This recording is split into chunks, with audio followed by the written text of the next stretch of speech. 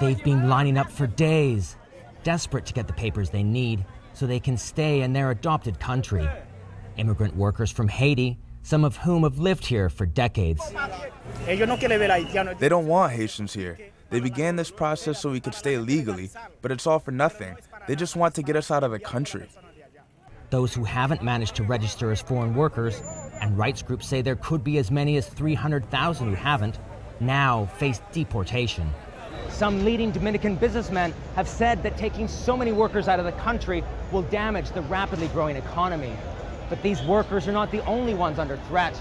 Those born here to undocumented immigrant parents have had their Dominican citizenship taken away.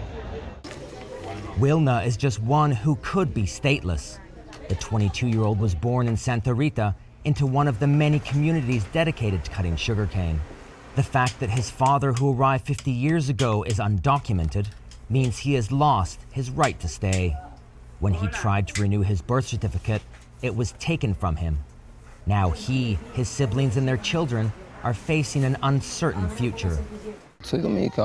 I feel Dominican. I'm a native of this place. I was born here. My child was born here. This is the only country I know.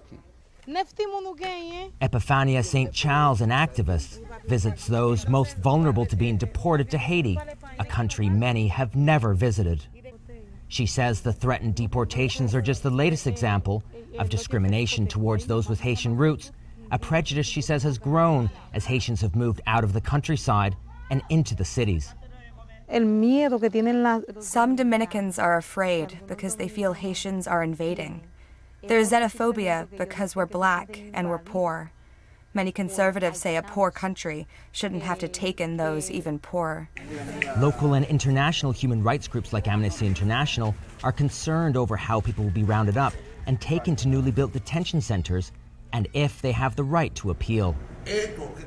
But making his case on television to a population largely in favor of the plan, the Dominican Interior Minister rejects international criticism. If someone arrives and says they're Dominican, how do I know they're Dominican? How do I know their identity when I don't even know their name? Tell me, should I register them just for telling me this? How? For those still without the required papers and with no options left, all they can do is wait and hope that their family will be spared.